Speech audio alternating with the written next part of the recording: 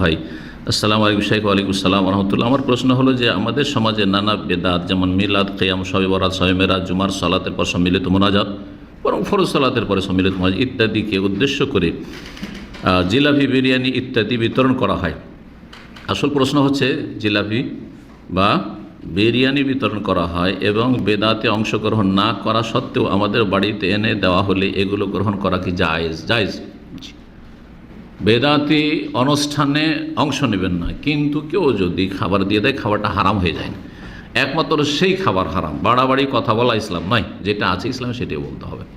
বাড়াবাড়ি থেকে বাঁচতে হবে, ছাড়াছাড়িতে বাঁচতে, এফরাত থেকে বাঁচতে হবে, তাফরিদ থেকে, ঘাটতিও না থাকে আর বাড়তিও না থাকে। একমাত্র সেই খাবার হারাম যেই খাবার আল্লাহ ছাড়া অন্যের জন্য কোরবান করা হয়েছে, উৎসর্গ করা হয়েছে। ওমা উহিল্লা বিহি লিগাইরিল্লাহ, মানে দেবদেবীর সামনে মিষ্টি, কলা রাখা হয়েছে, বা আপনার বলিদান করা হয়েছে, জবাই করা হয়েছে।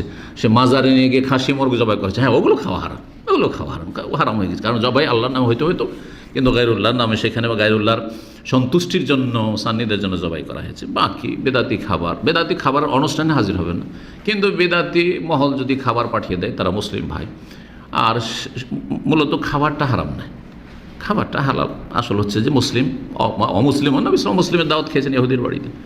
আসল হচ্ছে যে খাবার আমাকে দিচ্ছে, কি দিচ্ছে? হালাল। যতক্ষণ পর্যন্ত না জানবো যে হারাম, যখন জানবো যে না ও বলছে যে এই জুয়াতে আজকে জিতেছি, লটারি জিতেছি, সেই জন্য খাওয়াচ্ছে, হারাম, তখন খাওয়াবো না।